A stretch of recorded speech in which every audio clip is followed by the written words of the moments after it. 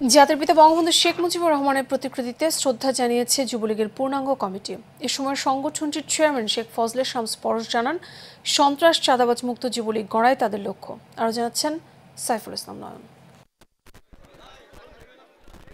সকাল 7:30টার দিকে রাজধানীর ধানমন্ডির ৩২ নম্বরে বঙ্গবন্ধুর প্রতিকৃতিতে শ্রদ্ধা জানান যুবলীগ চেয়ারম্যান শেখ ফজলে শামস পরশ এবং সাধারণ সম্পাদক মইনুল হোসেন খান নিখিল সহ সংগঠনের পূর্ণাঙ্গ কমিটির নেতারা।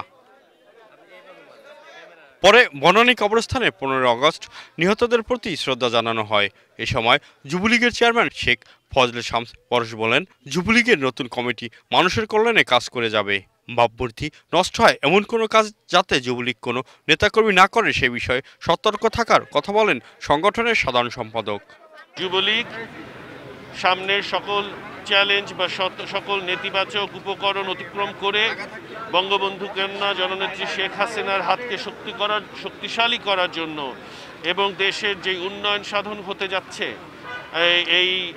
এই দশকে, তো সেইগুলো গতিশীল করার জন্য এই যুবলীগ 100% প্রস্তুত। সর্বপ্রকার দুর্নীতিমুক্ত, চাঁদাবাজমুক্ত, সন্ত্রাসমুক্ত, চাঁদাবাজমুক্ত এবং সত্যিকার অর্থে বঙ্গবন্ধুর আদর্শ যারা বুকে ধারণ করে তাদেরকে আমরা কমিটিতে অন্তর্ভুক্ত করতে পেরেছি বলে আমরা বিশ্বাস করি।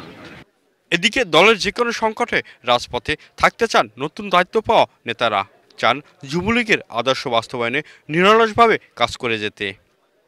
আমার বিশ্বাস যে আমাদের যে বিগত অভিজ্ঞতা এবং কোভিডের সময় এফবিসিসির যে ভূমিকা সেগুলোকে কাজে লাগিয়ে যুব সমাজকে পলিটিক্যাল প্রসেসে আরও ইনভলভ কীভাবে করা যায়, প্রোডাক্টিভ প্রসেসে কীভাবে ইনভলভ করা যায়, ওইদিকে চেয়ারম্যান সাহেবের নেতৃত্বে আমরা একযোগে কাজ করি। সংগঠনের চেয়ারম্যান এবং সাধারণ সম্পাদক মইনুল হোসেন খান নিখিলের নেতৃত্বে সেই যুব সমাজ সঠিক পথেই ক্ষুধা দারিদ্র্যমুক্ত, টেন্ডারবাজমুক্ত, দখলবাজমুক্ত, চাঁদাবাজমুক্ত একটি সুন্দর যুব সমাজ বাংলাদেশে উপহার দিবেন। বঙ্গবন্ধু যে আদর্শের কথা বলে গেছেন সেই আদর্শের পরিক্রমায় আমরা পথ এগুতে চাই।